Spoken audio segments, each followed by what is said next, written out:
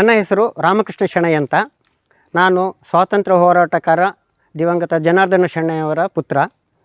ನಾನು ಬೆಳವಾಯಿ ಗ್ರಾಮ, ಮೂಡುಬಿದಿರೆ ತಾಲೂಕು, ದಕ್ಷಿಣ ಕನ್ನಡ ಜಿಲ್ಲೆಯಿಂದ. ನನ್ನ ವಿದ್ಯಾಭ್ಯಾಸ ಬಾಲ್ಯ ಎಲ್ಲ ಇಲ್ಲೇ ಆಗಿದ್ದು. ಜೈನ ಹೈಸ್ಕೂಲ್ ವಿದ್ಯಾಭ್ಯಾಸ ಮುಗಿಸಿ ಮಹಾವೀರ್ ಕಾಲೇಜಲ್ಲಿ ಹೋಗ್ತಾ ಇರುವಾಗ ಒಂದು ಅಡ್ವರ್ಟೈಸ್ಮೆಂಟ್ ನೋಡಿ ಅಲ್ಲಿಂದ ನಾನು ಭಾರತೀಯ ವಾಯುಸೇನೆಗೆ ಹೋದೆ. ಅಲ್ಲಿ ಹೋಗಿ ಒಂದು 20 ವರ್ಷ ಭಾರತದಾದ್ಯಂತ ಸೇವೆ ಸಲ್ಲಿಸಿ 20 ವರ್ಷದ ನಂತರ ಸ್ವನಿವೃತ್ತಿ ಪಡೆದು ನನ್ನ ತಂದೆಯವರ ಜಾಗದಲ್ಲಿ ಒಂದು 3.25 ಎಕರೆ ಜಾಗದಲ್ಲಿ ಸಮಗ್ರ ಕೃಷಿಯನ್ನು ಅಳವಡಿಸಿಕೊಂಡಿದ್ದೇನೆ. ಏನೋ ಅಂದು ಜೈ ಜವಾನ್ ಇಂದು ಜೈ ಕಿಸಾನ್ ಅಂತ ನನ್ನನ್ನು ನಾನು ತೊಡಗಿಸಿಕೊಂಡಿದ್ದೀನಿ. ಸಮಾಜದಲ್ಲಿ ನಾವು ಇದ್ಕೊಂಡು ನಮ್ಮಿಂದ ಸಮಾಜಕ್ಕೆ ಏನಾದರೂ ಆಗಬೇಕು, ನನ್ನಿಂದ ಇನ್ನೊಬ್ಬರು ಸ್ಫೂರ್ತಿ ಪಡೆದು ಅವರ ಕೃಷಿ ಕಾಯಕದಲ್ಲಿ ತೊಡಗಿದರೆ ನಮ್ಮ ದೇಶಕ್ಕೂ ನಮ್ಮ ಊರಿಗೂ ನಮ್ಮ ಸಮಾಜಕ್ಕೂ ಒಳ್ಳೆಯದಂತ ನಾನು ಇದನ್ನು ಅಳವಡಿಸಿಕೊಂಡದ್ದು. ನಾನು ಇಲ್ಲಿ ಬಂದು 1998ರಲ್ಲಿ ಮನೆ ಕಟ್ಟಿ ಗೃಹ ಪ್ರವೇಶ ಆಗಬೇಕಾದ್ರೆ ಮೊದಲೇ ನಾನು ಗದ್ದೆ ಮಾಡಿದ್ದೆ, ಬೇಸಾಯ. ಆಮೇಲೆ ಮೊದಲು ನಾನು 2 ಬೆಳೆ ಭತ್ತ ಮಾಡ್ತಾಯಿದ್ದೆ. ಕಡೆಗೆ ಆಳು ಕೊರತೆ, ಮೆಷಿನರಿ ಬರಲಿಕ್ಕೆ ತೊಂದರೆ, ಇಲ್ಲಿಂದ 2 ಕಿಲೋಮೀಟ್ರ್ ವ್ಯಾಪ್ತಿಯಲ್ಲಿ ಬೇರೆ ಗದ್ದೆ ಇಲ್ಲದರಿಂದ ಮತ್ತು ಕೊನೆಗೆ ನಾನು ಅದನ್ನು ಕೈ ಬಿಡಬೇಕಾಯಿತು. ಕಳೆದ ವರ್ಷದಿಂದ ನಾನೀಗ ಭತ್ತ ಮಾಡ್ತಾಯಿಲ್ಲ. ಇನ್ನು ಮುಂದೆ ಪುನಃ 2 ವರ್ಷಕ್ಕೊಮ್ಮೆ ಮಾಡಲೇಬೇಕು. ಯಾಕಂದರೆ ಒಂದು ಗದ್ದೆಯಲ್ಲಿ ನಾನು ತರಕಾರಿ ಮಾಡ್ತಾಯಿದ್ದೀನಿ, ಇನ್ನೊಂದರಲ್ಲಿ ನೆಡುಹುಲ್ಲು ನೆಟ್ಟಿದ್ದೀನಿ, ಮತ್ತೊಂದು ಸೋಲಾರ್ ಡ್ರೈಯರು ಅದು ಇದೆಲ್ಲ ಹಾಕಿ ಅಂತೂ ಇದು ಖಾಲಿ ಜಾಗ ಬಿಟ್ಟಿಲ್ಲ. ಅದು ಅಲ್ಲದೆ ನಾನು ಮೊದಲು ಇಲ್ಲಿ ಬಂದಾಗ ನಾನು ಶುಂಠಿ, ಅರಶಿಣ, ಅದರೊಟ್ಟಿಗೆ ತರಕಾರಿ ಎಲ್ಲ ಮಾಡ್ತಾಯಿದ್ದೆ. ಇವತ್ತಿಗೂ ನನ್ನಲ್ಲಿ ಶುಂಠಿ, ಅರಶಿಣ ಮತ್ತು ಗೆಣಸು ಮತ್ತು ಇತರೆ ತರಕಾರಿಗಳು ಎಲ್ಲ ಉಂಟು. ಅದರೊಟ್ಟಿಗೆ 2004ರಲ್ಲಿ ನಂದು ಬೋರ್ವೆಲ್ ಆಯಿತು. ಬೋರ್ವೆಲ್ ಆದ ನಂತರ 1,000 ಅಡಿಕೆ ಹಾಕಿದ್ದೀನಿ. ಒಂದು 95ರವರೆಗೆ ತೆಂಗು ಉಂಟು. ಪೂರ್ತಿ 2 ಎಕರೆಯಲ್ಲಿ ನಂದು ಕೊಕ್ಕೋ ಉಂಟು. 70% ಆದರೂ ನನ್ನ ಹತ್ರ ಕಾಳುಮೆಣಸು ಉಂಟು. ಇದಕ್ಕೆಲ್ಲ ಏನು ಕಾರಣ ಅಂತ ಹೇಳಿದರೆ, ಒಂದು ಬೆಳೆ ಕೈ ಕೊಟ್ಟರೆ ಒಂದು ಬೆಳೆ ಕೈ ಹಿಡಿಯುತ್ತದೆ. ಮೂಲತಃ ನನ್ನದೊಂದು ಐಡಿಯಾ ಏನಿತ್ತು ಅಂತ ಹೇಳಿದರೆ, ಅಡಿಕೆ ಉತ್ಪತ್ತಿ ಏನುಂಟು ಅದು ಪೂರ್ತಿ ಜೋಬಿಗೆ ಹೋಗಬೇಕು. ಕೊಕ್ಕೋ ದೈನಂದಿನ ಮೇಂಟೆನೆನ್ಸಿಗೆ, ಕಾಳುಮೆಣಸು ಗೊಬ್ಬರ ಇದಕ್ಕೆಲ್ಲ. ಹಾಗೆಯೇ ತೆಂಗು ಪೂರ್ತಿಯಾಗಿ ನನ್ನ ಹತ್ರ ಇರುವಾಗ, ಈಗ ನಂದು ಜೀವನ ಪೆನ್ಷನ್ನಿಂದ ನಡೀತಾ ಇದ್ರೂ ಸಮಗ್ರ ಕೃಷಿಯಲ್ಲಿ ನನಗೆ ಏನಿಲ್ಲ ಅಂದರೂ ಒಂದು ಆಕರ್ಷಕ ಜೀವನಕ್ಕೆ ತೊಂದರೆ ಇಲ್ಲ. I am really happy. Even ಸೊಸೈಟಿಯಲ್ಲೂ ಎಲ್ಲದಕ್ಕೂ ಮೊದಲು ಏನಂತ ಹೇಳಿದರೆ, ನನಗೆ ಇಷ್ಟೆಲ್ಲ ನಾನು ಕೃಷಿ ಮಾಡಲಿಕ್ಕೆ ನನಗೆ ಕೃಷಿ ಇಲಾಖೆ, ತೋಟಗಾರಿಕೆ ಇಲಾಖೆ, KVKಯಿಂದ ನನಗೆ ಸಂಪೂರ್ಣ ಸಹಯೋಗ ಸಿಕ್ಕಿದೆ. ಏನಿಲ್ಲ ಅಂತ ಹೇಳಿದರೆ, ಕೆಲವರು ಅಪವಾದ ಹೇಳ್ತಾರೆ, ನಾನು ಫೋನ್ ಮಾಡಿದೆ ಯಾರೂ ಬರೋದಿಲ್ಲ, ಯಾರೂ ಎತ್ತುವುದಿಲ್ಲ ಅಂತ. ಅದು 100ಕ್ಕೆ 100 ತಪ್ಪು. ನಾವು ಸರಿಯಾಗಿ ಸ್ಪಂದಿಸಿದರೆ 100ಕ್ಕೆ 100 ಇಲಾಖೆಯಿಂದ ನಮಗೆ ಸ್ಪಂದಿಸ್ತಾರೆ. ಇದು ನಂದು ಸ್ವ ಉದ್ಯೋಗ, ಯಾರಿಗೂ ನಾನು ಹೊಗಳುವುದಲ್ಲ, ಏನೂ ಅಲ್ಲ, ಇದು ಸತ್ಯ. ನನಗೆ ಈ ಥರ ಇಲ್ಲಿಗ ನಾನೀಗ ಮೀನುಗಾರಿಕೆನೂ ಮಾಡ್ತಾಯಿದ್ದೀನಿ. ಈ ಏರಿಯಾದಲ್ಲಿ ಬೇರೆ ಯಾರೂ ಮಾಡ್ತಾ ಇರಲಿಲ್ಲ. 3 ವರ್ಷದಿಂದ ಇಲ್ಲಿ 2 ಕೃಷಿ ಹೊಂಡದಲ್ಲಿ ನಾನು ಒಳನಾಡು ಮೀನುಗಾರಿಕೆ ಮಾಡ್ತಾಯಿದ್ದೀನಿ. ನನಗೆ ಸಂಪೂರ್ಣ ಸಹಕಾರ KVKಯಿಂದ ಸಿಕ್ಕಿದೆ. ಅದು ಅಲ್ಲದೆ ಹೊಸ ತಳಿ ಬಗ್ಗೆ ಹೊಸ ನಾಲೆಜು, ಜಾಸ್ತಿ ಮಾಹಿತಿ ನನಗೆ ಸಂಪೂರ್ಣವಾಗಿ ಸಿಗ್ತಾಯಿದೆ ಎಲ್ಲ ರೀತಿಯಲ್ಲೂ. ಅದೇ ಥರ ನನ್ನ ಹತ್ರ ಡೈರಿ ನಾನು 1999ರಲ್ಲಿ ಶುರು ಮಾಡಿದ್ದೀನಿ.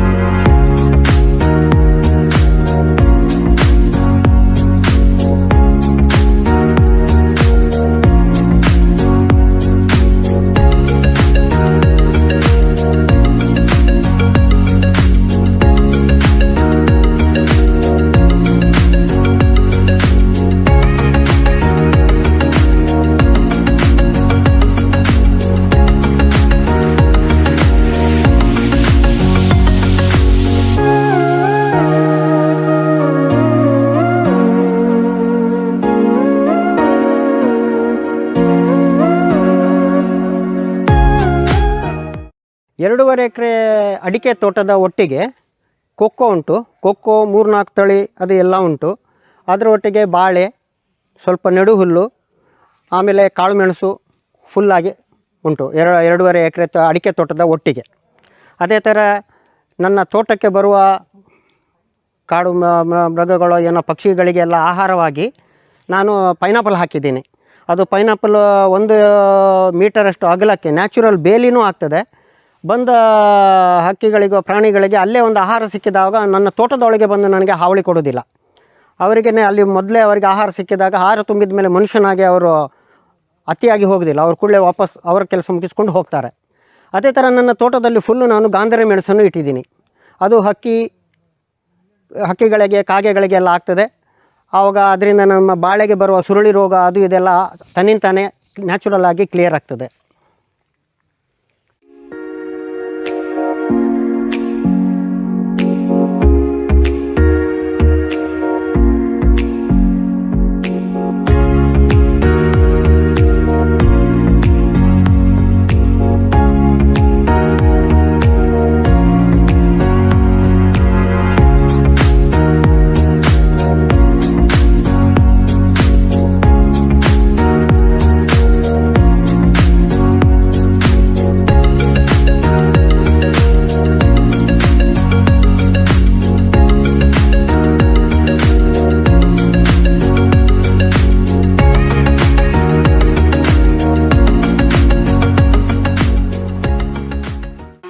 ಕಾಳು ಮೆಣಸು ಕೊಕ್ಕೋದ ಒಟ್ಟಿಗೆ ನಾನು ಏಲಕ್ಕಿನೂ ಹಾಕಿದ್ದೀನಿ. ಏಲಕ್ಕಿ ಒಳ್ಳೆ ಇಳುವರಿ ಬರ್ತದೆ. ಮಾರಾಟಕ್ಕಾಗೋದೆಲ್ಲ ಮನೆ ಖರ್ಚಿಗೆ ಮತ್ತು ಬಂದವರಿಗೆ ಕೊಡಲಿಕ್ಕೆ ಏನೂ ತೊಂದರೆ ಇಲ್ಲ. ಅದೇ ಥರ ಜಾಯಿಕಾಯಿ ಉಂಟು. ಜಾಯಿಕಾಯಿನೂ ಒಳ್ಳೆ ಇಳುವರಿ ಬರ್ತದೆ. ಒಂದೇ ಕೊರತೆ ಏನಂತ ಹೇಳಿದರೆ ಮಳೆಗಾಲದಲ್ಲಿ ಇಳುವರಿ ಕೈಗೆ ಬರುವುದು.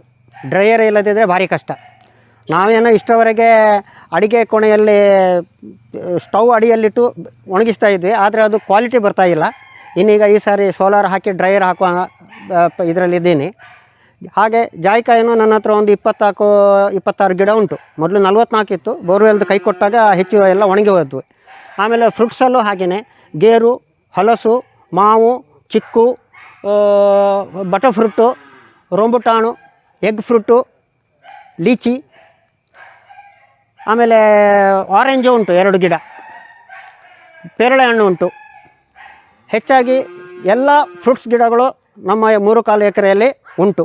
ಅದೇ ಥರ ಅಡಿಕೆ ಮಂಗಳ ಉಂಟು, ಅಡಿಕೆ ಮೋಹಿತ್ ನಗರ್ ಉಂಟು. ಮೋಹಿತ್ ನಗರ್ ನಾನು ನೆಟ್ಟಣ CPCRIಯಿಂದ ಬೀಜ ತಂದು ನಾನೇ ಗಿಡ ಮಾಡಿ ನೆಟ್ಟದ್ದು. ತುಂಬ ಚೆನ್ನಾಗಿ ಬಂದಿದೆ, ಇಳುವರಿನೂ ತೊಂದರೆ ಇಲ್ಲ. ಆಮೇಲೆ ಅರಶಿಣ 2-3 ಕಡೆಯಲ್ಲಿ ಉಂಟು. ಅದೆಲ್ಲ ನಾನು ಮಾರಾಟ ಮಾಡ್ತೀನಿ. ಆಮೇಲೆ ನಮ್ಮಲ್ಲೇ ನಾಗನ ಇದ್ದಿರೋದ್ರಿಂದ ನಮ್ಮ ಅರಶಿಣವನ್ನೇ ನಾವೇ ಸಂಸ್ಕರಿಸಿ ಹುಡಿ ಮಾಡಿ ಉಪಯೋಗಕ್ಕೆ ತೆಗಿತೀವಿ ನಾವು. ಆಮೇಲೆ ನನ್ನ ಈ 3-4 ಎಕರೆ ತೋಟದಲ್ಲಿ 30 ಜೇನು ಗೂಡು ಉಂಟು. ಸಂಸಾರ ಒಂದು ಅಬೌಟ್ 18-19 ಗೂಡಲ್ಲಿ ಜೇನು ಸಂಸಾರ ಈಗಲೂ ಉಂಟು. ನಾನು ಬ್ರೂಡ್ ಚೇಂಬರಿಂದ ಜೇನು ತೆಗೆದಿಲ್ಲ, ಹಾಗಾಗಿ 12 ತಿಂಗಳು ನನ್ನಲ್ಲಿ ಕಾಲೋನಿ ಲಭ್ಯತೆ ಉಂಟು. ಜೇನು ತೊಂದರೆ ಇಲ್ಲ, ಬಂದು ಕೊಂಡೋಗ್ತಾರೆ. ನಾವು ಆಧುನಿಕ ಕೃಷಿಯಲ್ಲಿ ನಾವು ಯಂತ್ರದಿಂದ ನಾವು ಜೇನು ಎಕ್ಸ್ಟ್ರಾಕ್ಟ್ ಮಾಡೋದ್ರಿಂದ ಸೆಂಟ್ರಿಫ್ಯೂಗಲ್ ಇದರಿಂದ ನನ್ನ ಜೇನಿಗೆ ಒಳ್ಳೆ ಡಿಮಾಂಡ್ ಉಂಟು. ನಾನು ಯಾರ್ಯಾರು ಮಾರ್ಕೊಂಡು ಹೋಗಬೇಕಂತ ಇಲ್ಲ, ಇಲ್ಲೇ ಬಂದು ಕೊಂಡೋಗ್ತಾರೆ. ಬಾಂಬೆ, ಮ್ಯಾಂಗ್ಳೂರಿಂದ ಈ ಬ್ಯೂಟಿಫಿಕೇಷನ್ಗೆ ಎಲ್ಲ ಬೇಕಂತ ಹೇಳಿ ಬಂದರೂ ನಾನು ಅವರಿಗೆ ಕೊಡಲಿಲ್ಲ. ಹೆಚ್ಚಾಗಿ ನಾವು ಲೋಕಲ್ ಮದ್ದು ಮತ್ತು ದೇವರ ಪೂಜೆ ಅದಕ್ಕೆ ಇದಕ್ಕೆಲ್ಲ ಕೊಡುವುದು. ಜೇನು ನನಗೆ 2000 ಇಸ್ವಿಯಿಂದ ನಾನು ಜೇನು ಕೃಷಿ ಮಾಡ್ತಾಯಿದ್ದೀನಿ. ಕಳೆದ 20 ವರ್ಷದ ನನಗೆ ತೊಂದರೆ ಇಲ್ಲ, ಒಳ್ಳೆ ಕೈ ಹಿಡಿದಿದೆ. ನನಗೆ ಒಂದು 50-60 ಬಾಟ್ಲು ಜೇನು ಆಗ್ತದೆ. 600 ರೂಪಾಯಿ ಹಾಗೆ ಒಂದು ಬಾಟ್ಲಿಗೆ ನಾನು ಮಾಡ್ತೀನಿ. ಅದು 750 ml ಇದು ಶೀಶೆ ಬಾಟ್ಲಿಯಲ್ಲಿ ಮಾತ್ರ ಹಾಕೋದು. ನಾನು ಪ್ಲಾಸ್ಟಿಕ್ ಬಾಟ್ಲಿಯಲ್ಲಿ ಬಿಯರ್ ಬಾಟ್ಲಲ್ಲೆಲ್ಲ ಹಾಕಿ ಕೊಡೋದಿಲ್ಲ. ನಾನು ಹೋಲ್ಸೇಲಲ್ಲಿ ಬಾಟ್ಲಿ ತಂದು ಅದನ್ನು ಸಂಸ್ಕರಿಸಿ ಆಮೇಲೆ ತೆಗೆದ ಜೇನನ್ನು 2 ಗಂಟೆ ನಾನು ಬಿಸಿಲಲ್ಲಿ ಇಡ್ತೀನಿ. ಅದರಲ್ಲಿ ಎಕ್ಸೆಸ್ ಆಫ್ ವ್ಯಾಕ್ಸ್ ಮತ್ತು ವಾಟರ್ ಕಂಟೆಂಟ್ ಎಕ್ಸ್ಟ್ರಾಕ್ಟ್ ಮಾಡಲಿಕ್ಕೆ. ಅದಾದ ನಂತರ ಬಾಟ್ಲಿಂಗ್ ಮಾಡಿ ನಾನು ಕೊಡೋದು. 20 ವರ್ಷದ ಜೇನು ನನ್ನ ಹತ್ರ ಇವತ್ತೂ ಮನೆಯಲ್ಲಿ ಉಂಟು. ಬರೀ ಕಪ್ಪಾಗಿದೆ ಬಿಟ್ಟರೆ ಕ್ವಾಲಿಟಿಯಲ್ಲಿ ಉತ್ಕೃಷ್ಟ ಉಂಟು. ಯಾಕಂದರೆ ಇಲ್ಲಿ ರಬ್ಬರ್ ತೋಟ ಎಲ್ಲ ಇಲ್ಲ, ಬರೀ ನಿಮ್ಮದು ಸಾಗವಾನಿ ಮತ್ತು ಇದು ಕುಂಟಲ, ಗೇರು, ಮಾವು, ಅಡಿಕೆ, ತೆಂಗು ಇದರದ್ದೆಲ್ಲ ಮಿಕ್ಸ್ ಆಗಿ ಬರೋದರಿಂದ ಜೇನು ಒಳ್ಳೆಯದುಂಟಂತ ನನ್ನ ಭಾವನೆ. ಅದರ ಮೇಲೆ ನಾನೇನು ಅಥೆಂಟಿಕೇಷನ್ ಕೊಡಲಿಕ್ಕೆ ಹೋಗ್ತಾಯಿಲ್ಲ. ಗೇರು ನನ್ನ ಹತ್ರ ತೋಟದಲ್ಲಿ ಸುತ್ತಲೇ ಇರೋದು. ನನಗೆ ವರ್ಷಕ್ಕೆ ಒಂದು 2.5 ಕ್ವಿಂಟಲ್ ಗೇರು ಬೀಜ ಆಗ್ತದೆ. ಗೇರು ಹಣ್ಣಿಗೆ ಮಾರ್ಕೆಟ್ ಇಲ್ಲ. ಆಮೇಲೆ ರೋಂಬುಟಾನು ಒಂದು 4 ಮರ ಉಂಟು, ಇಳುವರಿ ಕೊಡ್ತದೆ. ಎಗ್ ಫ್ರೂಟ್ ಉಂಟು, ಇಳುವರಿ ಕೊಡ್ತದೆ. ಚಿಕ್ಕು, ಮಾವು, ಹಲಸು ಯಾವುದಕ್ಕೂ ತೊಂದರೆ ಇಲ್ಲ ಫ್ರೂಟ್ಸಲ್ಲಿ. ಆಮೇಲೆ ಇದನ್ನು ಪೈನಾಪಲ್ಲು ಆಗ್ತದೆ. ಆಮೇಲೆ ಲಿಂಬೆನೂ ಉಂಟು. ಹೂವಿನಲ್ಲಿ ಮೊದಲು 13 ಟೈಪ್ದು ಮಲ್ಲಿಗೆ ಇತ್ತು. ಈಗ 4 ಉಡುಪಿ ಮಲ್ಲಿಗೆ, ವಸಂತ ಮಲ್ಲಿಗೆ, ಮತ್ತು ಜಾಜಿ, ಮತ್ತು ಶಂಕರ್ಪುರ ಮಲ್ಲಿಗೆ, ಭಟ್ಕಳ ಮಲ್ಲಿಗೆ ಅಂತ ಎಲ್ಲ ಉಂಟು. ಹಾಗೆಯೇ ರೋಸು ಎಲ್ಲ ಇತ್ತು. ಪನ್ನೀರ್ ಗುಲಾಬಿ, ಅದು ನಾವು ಬೆಳಗಾವಿಯಿಂದ ಒಂದು ತಳೆ ಎದ್ದದ್ದು. ಆಮೇಲೆ ಬಟನ್ ಗುಲಾಬಿ ಅಂತ ಹೂವಿನ ಎಲ್ಲ ಟೈಪದ್ದು ಹೂವು ಉಂಟು, ಕಣಗಿಲೆಯಿಂದ ಹಿಡಿದು. ಆಮೇಲೆ ದೇವರ ಪೂಜೆಗೆ ಅಂತ ನಮ್ಮ ಹತ್ರ ಬಿಲ್ವಪತ್ರೆನೂ ಉಂಟು.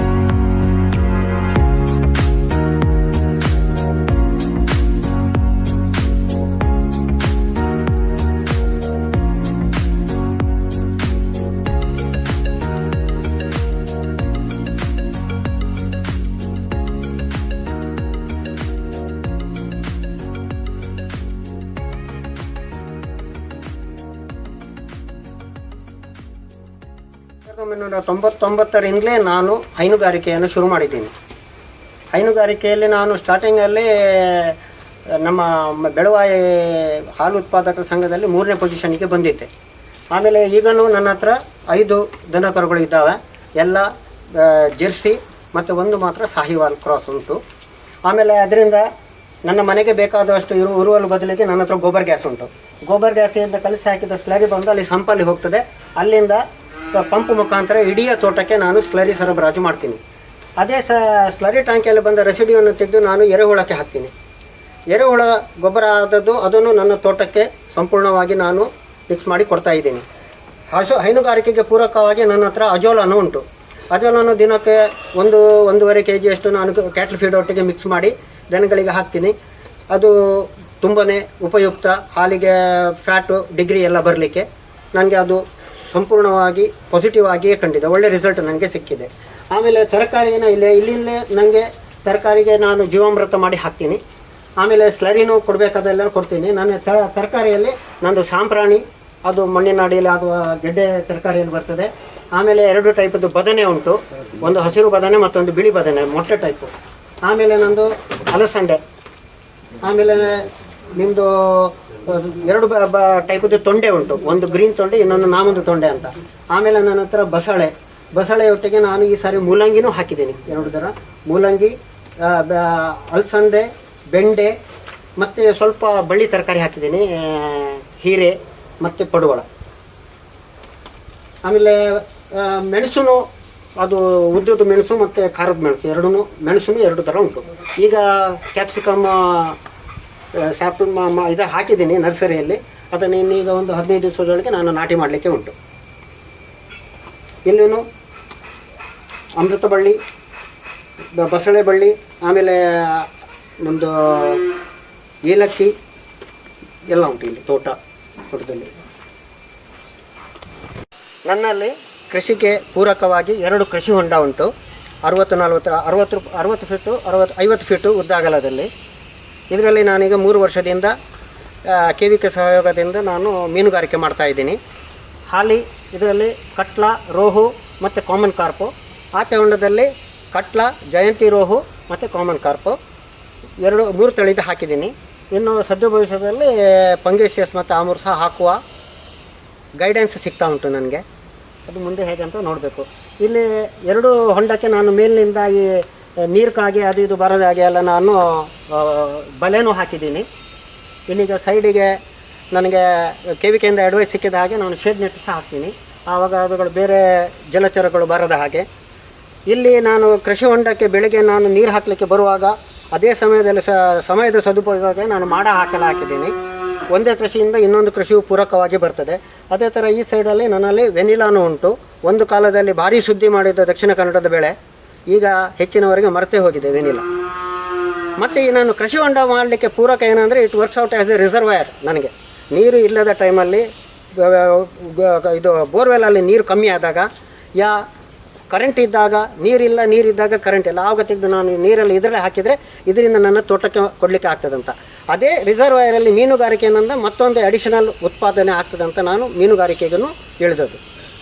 ಮಿಲಿಟ್ರಿ ಬಿಟ್ಟು ಬಂದ ನಂತರ ಈ 20 ವರ್ಷದ ಕೃಷಿ ಬಾಳ್ವೆಯಲ್ಲಿ ನಾನು ನನ್ನ ಒಂದು ಹಾಬಿಯಾಗಿ ನಾನು ಮಶ್ರೂಮ್ ಕೃಷಿಯನ್ನು ಮಾಡಿದ್ದೆ. ಆಯಿಸ್ಟರ್ ಕೃಷಿಯಲ್ಲಿ ಮಶ್ರೂಮಲ್ಲಿ. ಆಮೇಲೆ ಮುಧೋಳು ಡಾಗ್ ಬ್ರೀಡಿಂಗು ಮಾಡಿದ್ದೆ. ಈಗ ಸದ್ಯದಲ್ಲಿ ಡಾಗ್ ಬ್ರೀಡಿಂಗ್ ಮತ್ತು ಮಶ್ರೂಮನ್ನು ಕಾರಣಾಂತರದಿಂದ ಕೈ ಬಿಟ್ಟಿದ್ದೀನಿ. ಈಗ ಇಲ್ಲೇ ಹೆಚ್ಚಿನ ಕೃಷಿಯನ್ನೆಲ್ಲ ನಾನು ಮೆನ್ಷನ್ ಮಾಡಿದ್ದೀನಿ. ಇನ್ನೂ ಎಷ್ಟೋ ಕೃಷಿ ಹೇಳದೆ ಬಿಟ್ಟಿರಬಹುದು. ಕೊನೆಯದಾಗಿ ನಾನು ಹೇಳೋದಂತ ಹೇಳಿದರೆ, ಸಮಗ್ರ ಕೃಷಿಯನ್ನು ನಾವು ಅಳವಡಿಸಿಕೊಂಡ್ರೆ 3 ಎಕರೆ ಕೃಷಿಯಲ್ಲಿ ನಾನು 7 ಎಕರೆಗಿಂತ ಜಾಸ್ತಿ ಕೃಷಿಯನ್ನು ನಾನು ಆಲ್ರೆಡಿ ತೋರಿಸಿದ್ದೀನಿ.